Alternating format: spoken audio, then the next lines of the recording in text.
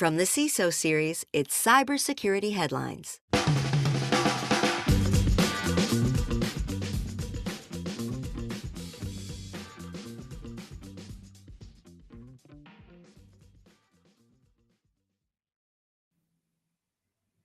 Hey, everybody, this is Sarah Lane filling in for Rich Stroffolino. We just wanted to make sure you knew where you were. Hey, everybody, this is Sarah Lane with the Department of No. I am filling in with Rich Stroffolino this week, and I am joined by.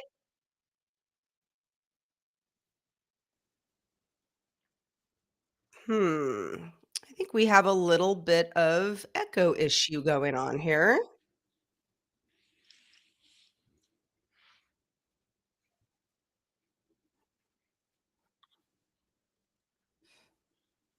Uh, yes. I guess I do have multiple tabs open. Sorry about that, Andrew. How fun. Well, all right. Hey, everybody. First timer. First timer. Yeah, Mike Lock. Okay. Andrew, do we want to start this over or just continue on as is? It's fine. All right, let's continue on. All right. You know what, everybody? I'm going to go ahead and introduce myself again. This is Sarah Lane with the Department of No. Jason Shockey, CISO of Cenlar FSB. What is your priority this week?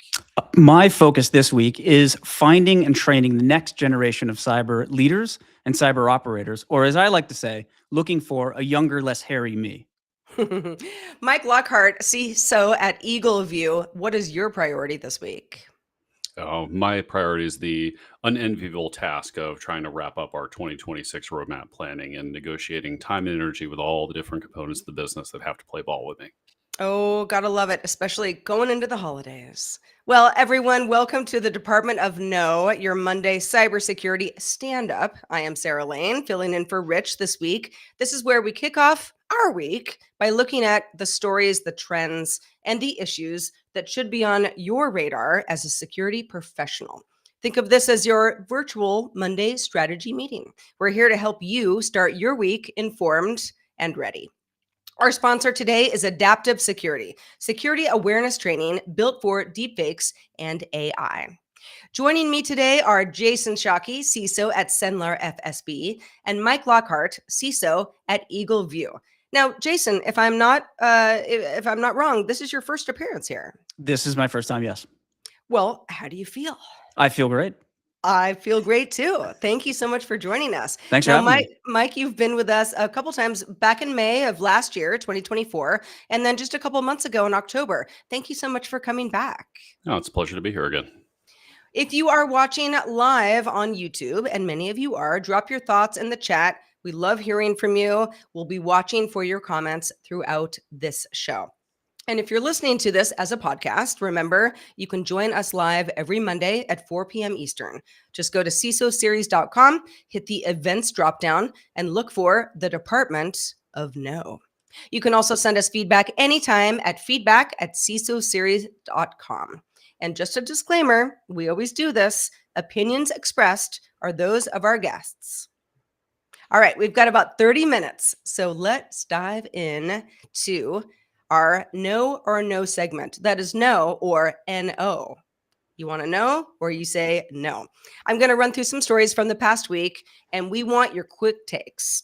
Is this something that is a security professional issue that you need to know about? Is it signal or is it noise? All right, so story number one. Microsoft Defender outage is disrupting threats.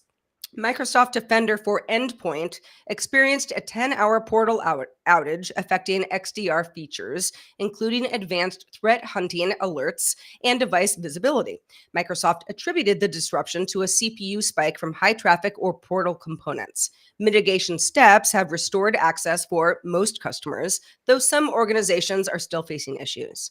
So the question, we got a lot of people and organizations that rely on Microsoft Defender to defend them.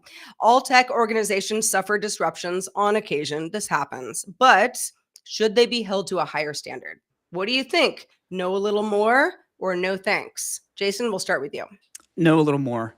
Who defends the defenders is a quote that I use a lot, but it does show fragility in the systems that we have that are critical. So I know a little more. All right. Mike, what are your thoughts? I would fully agree with that. Adding on to it, not just ask the question of who defends the defenders, but make sure that everybody remembers that in a ever connected security society, platforms like Microsoft Defender, CrowdStrike, or any other vendor that we're dependent on, we have to think about what happens when they go down.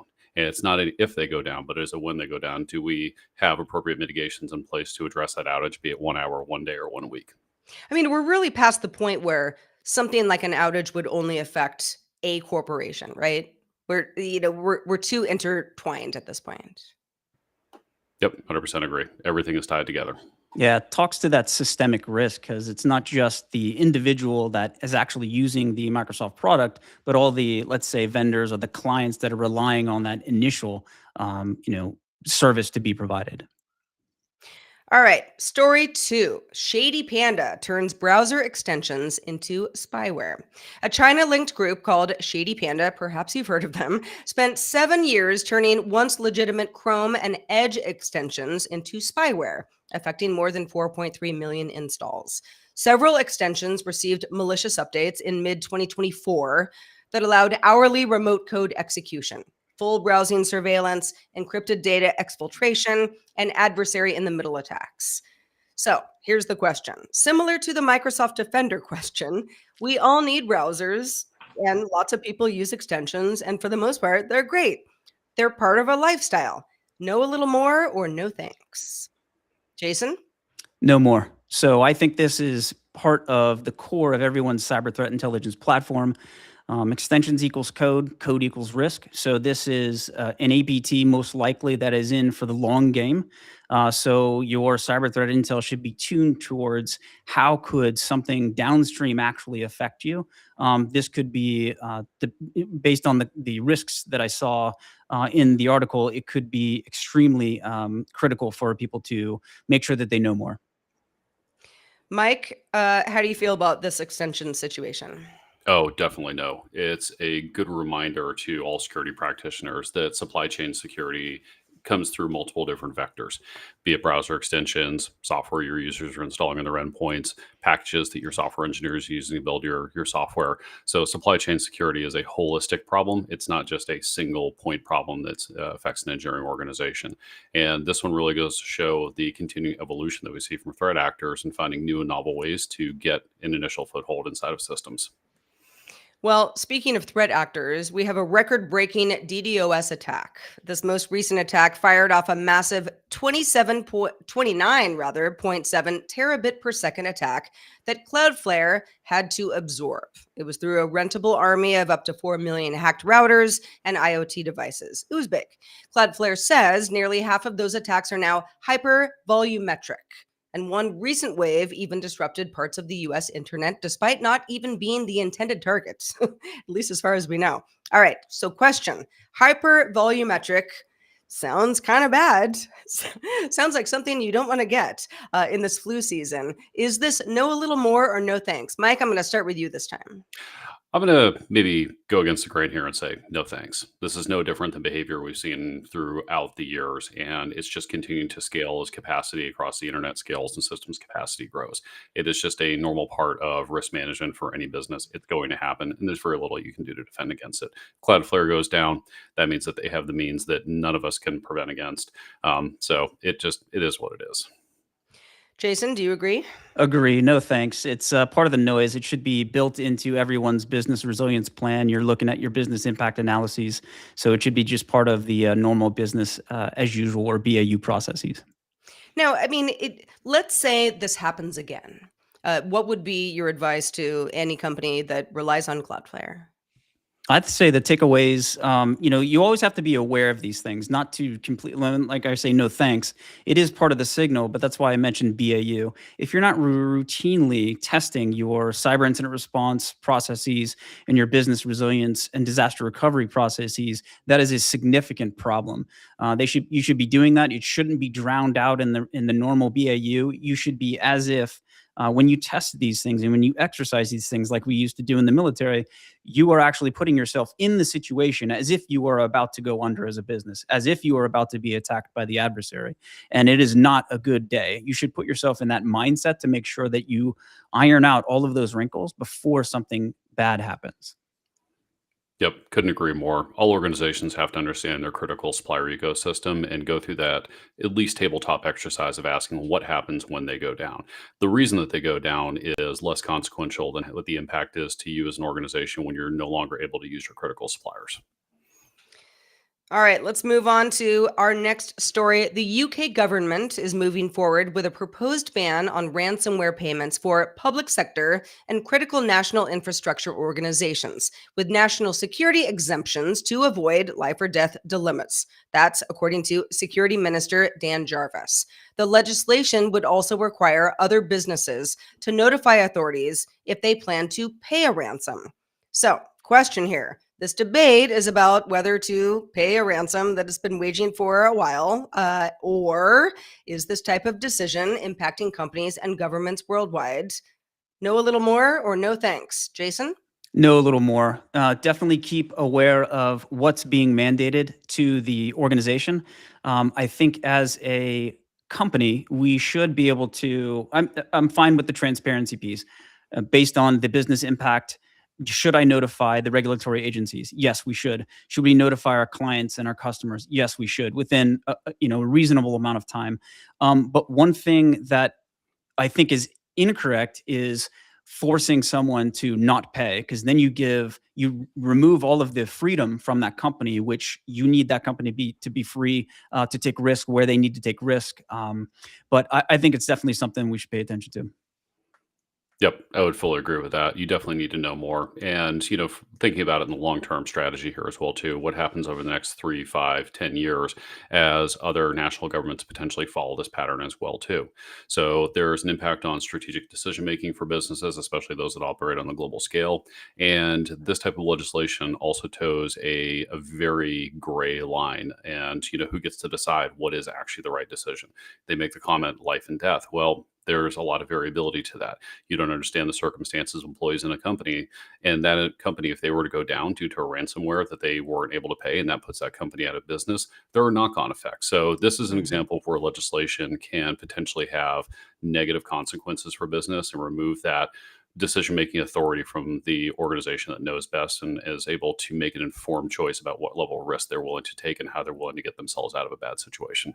And I think it's interesting because you have certain schools of thought who say, don't pay the ransom. If you pay the ransom, then you're just encouraging more of this behavior. But like you both have mentioned, it really depends on your company and how you stay afloat. Yep, 100%. Definitely. All right, next story. Draft U.S. cybersecurity set for January release. So the current administration here in the U.S. plans to release a 5-page, 6-part national cybersecurity strategy next month. This could also be followed by an executive order that would spur implementation. The 6 pillars in the document continue to focus on offensive cyber operations, making cyber regulations more uniform, strengthening the federal cyber workforce, streamlining procurement, protecting critical infrastructure, and planning for emerging technologies. So the question, clearly this is going to impact CISOs on some level. Maybe it's exactly what you're implementing already, but probably not. Organizations everywhere are going to need to take this into consideration, even just preparing for it. So do we want to know a little more or no thanks? Mike, we'll start with you. I hate to say it, but we do need to know a little bit more. But the reason we need to know a little bit more is my individual hypothesis is this is going to be an abject dumpster fire of guidance coming from this administration, who has shown a complete lack of understanding of the cybersecurity space, what it takes to actually set national sustainable strategy. And it's been an effort for multiple administrations, but in this one in particular, go put your bets in the poly market right now. I bet it's going to be something that is incredibly ill conceived and will create more chaos than good. Jason? No more. It's, those pillars that are identified or expected to be identified, everyone has their authorities, everyone has their responsibilities.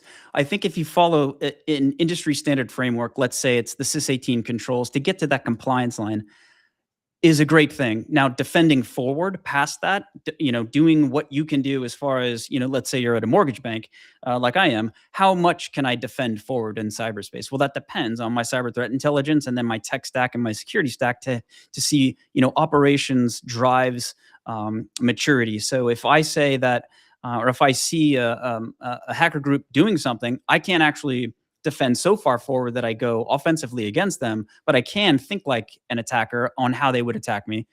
And these are basic things. I mean, that's part of the SIS-18 controls. Do you conduct pen tests where you would have some cyber threat emulation against your security stack and your technical tech stack to see where your vulnerabilities are to remediate those before the attackers get a chance to exploit those. So I think it's no more, but I think it's just an additional level of compliance that's already in the regulatory environment.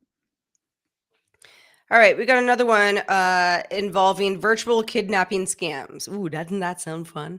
A new extortion trend involves criminals altering social media photos of people as proof of life as they contact family members with a ransom demand. This includes altering the photos into short videos and using timed messages that disappear quickly to avoid victims scrutinizing them too closely. So, question. The story belongs in the file regarding street smarting people to not get fooled through panic, right? Know a little more or no thanks? Jason? No, thanks. I think this is part of just general awareness. People need to be aware that these techniques are being used. But if you have a family member, let's say, in another country that's traveling or somewhere else, and there's a possibility that they've been kidnapped, you probably reach out to those people and then probably contact the local law enforcement very quickly. So, it might be a scare, but then, it's just noise. Mike, what do you think? So I'm going to dissent a little bit on this one and say no more, for the sole reason that one of the most underutilized capabilities of a CISO, especially in larger organizations, is the opportunity to provide continuing education to the workforce that they can pass on in their own personal life. And we've seen an evolution of these scams going from lost pets. It's a very common theme now with the advent of AI and the ability to match people's voices. We've heard these virtual, kidnapping calls that have come in, and now it's continuing to evolve. And so, as a CISO, I think all of us should take an opportunity periodically to educate our workforce, remind them of things that are going to be threats that could be outside of the business, but are things that could have a negative impact on it anyway. We're subject matter experts in this space. And I think we do have a certain duty or responsibility to help continue to train our organization and things that they can take home and pass on to their older parents, to their peers, their friends, and also their kids as well too. And having that spectrum of education right there, the CISO is in a unique spot really to just try to provide that consistent communication to the organization in a meaningful way. Yeah, good answer. Before we get into some of our deep dive stories, we just want to thank our sponsor today, Adaptive Security. This episode is brought to you by Adaptive Security, the first cybersecurity company backed by OpenAI.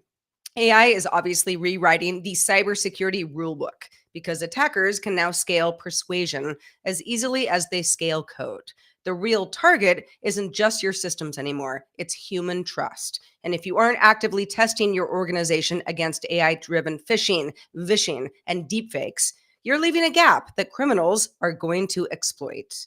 Adaptive runs realistic simulations and delivers tailored, engaging training so teams respond correctly when it counts. Learn more at adaptivesecurity.com.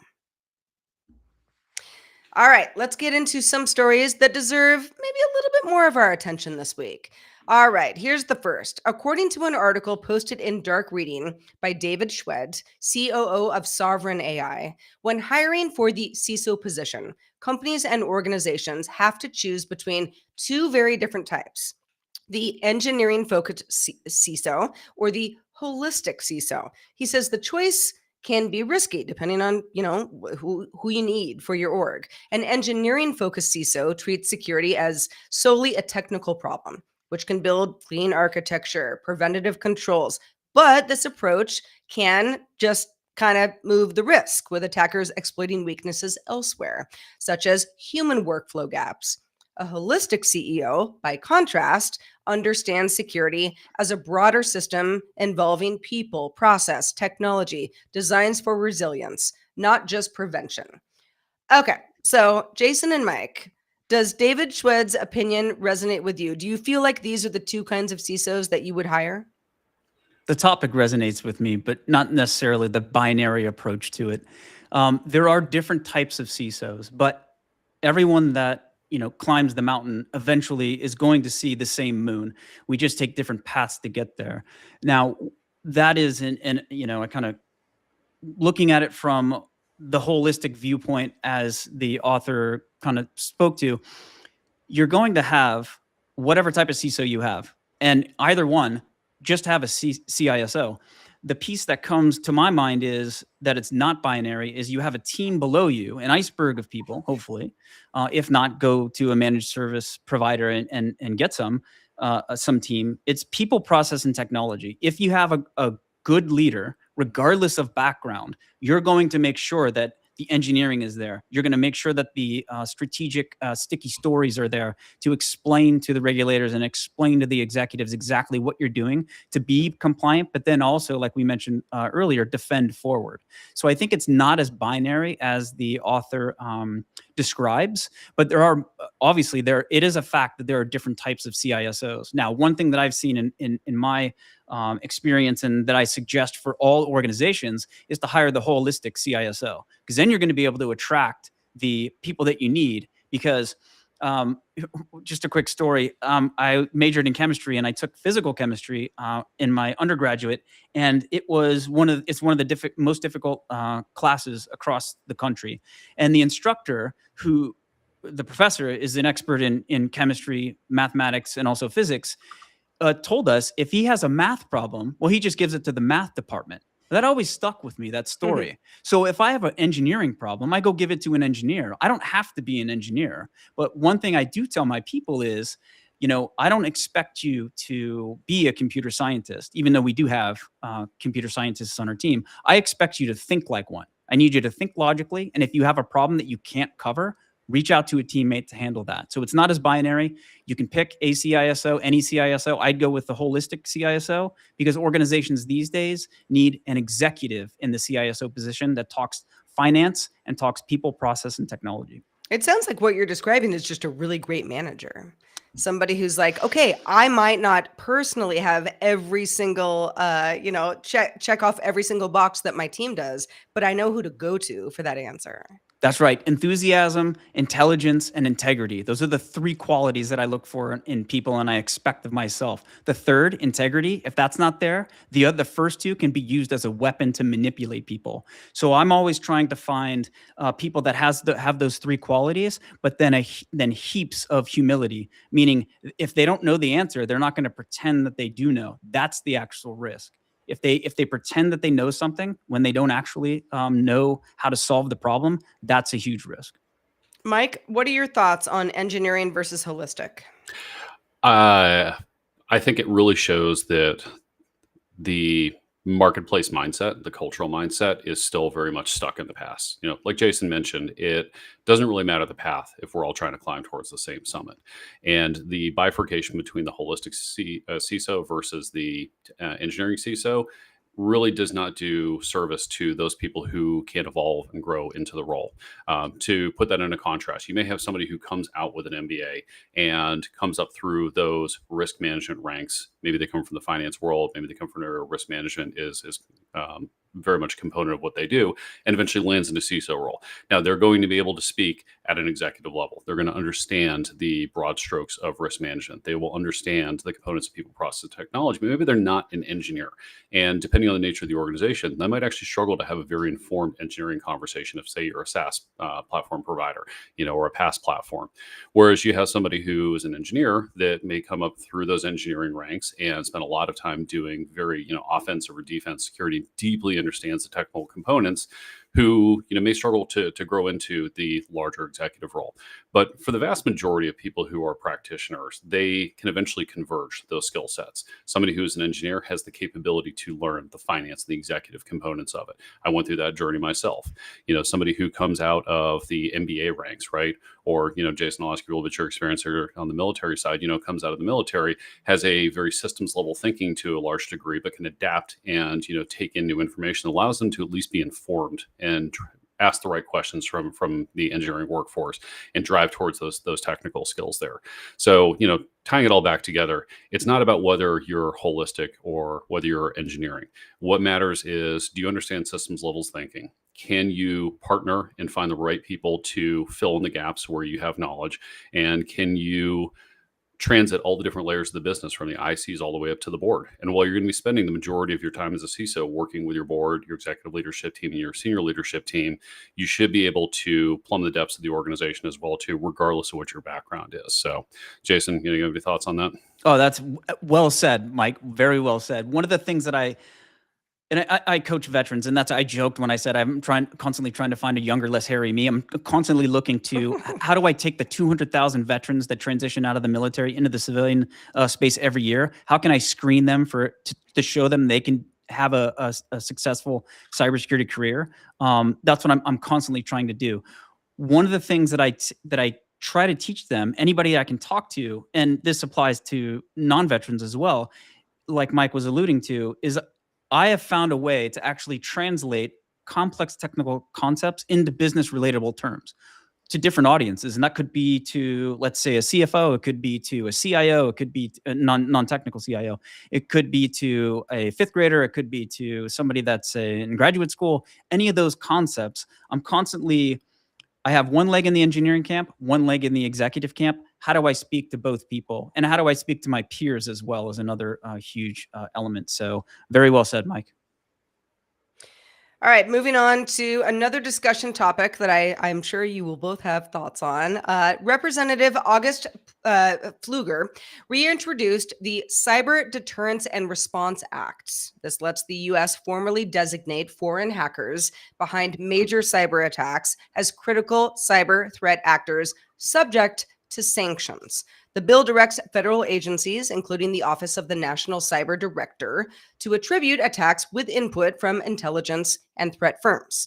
Targeted actors include those disrupting networks, stealing sensitive data, threatening critical infrastructure, finance, energy, or elections. So we know what we're talking about here. 3 questions here. All right. So does this designation make sense? Do we agree with that? And if we do, is this different than what the country is already doing? And is this proactively timely or some bit of political theater? Mike, we'll start with you. I think this is completely meaningless. And I hope this legislation is written on a piece of paper that's shaped like a tiger, because at the end of the day, this is nothing more than a paper tiger. If you spend enough time in this space and you look at the countries that are typically correlated with these type of threat actions, a lot of them we already have sanctions in some form or another against. And so we're really changing nothing here. The only thing that I think this changes is at a strategy and policy level for the US itself, and potentially unencumbering the US government to take actions maybe it hasn't previously taken, such as empowering government to hack back or to empower private industry to hack back. It really depends on the form and the flavor of what's actually going to be in the content here, but it fundamentally doesn't change anything whatsoever. It's not going to change the status quo. It's not going to really do anything beneficial. And just like I mentioned earlier with some of the executive branches proposed strategies are coming out in January, is probably going to be more or less an ill-conceived concept of trying to do something that is marketing material, but lacks anything substantive at the end of the day. And again, hypothesis on that one. I haven't read the legislation myself. Jason, having had quite a bit of experience with the government, do you agree with Mike here?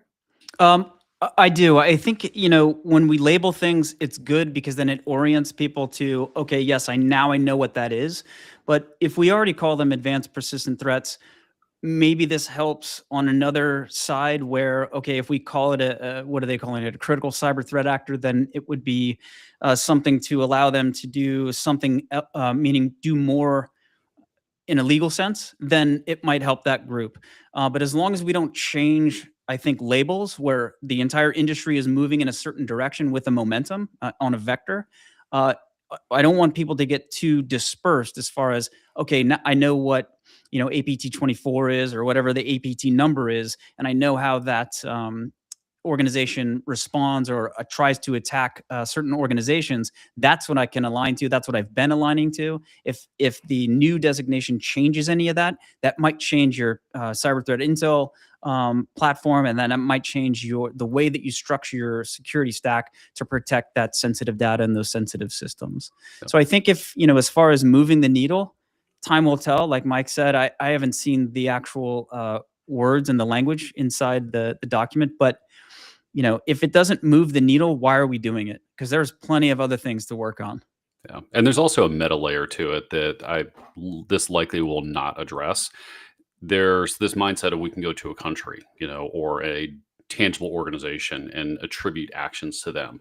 But where this will likely fail to acknowledge things is that meta layer there, where you have organizations like Scatter Lapsus, who are completely decentralized. The country of origin, the country of action is completely irrelevant when you're talking about organizations like that. Now, to a degree, can you track finances? Yes. Go at the end of the day, where does it hurt them the most? It's in the wallet.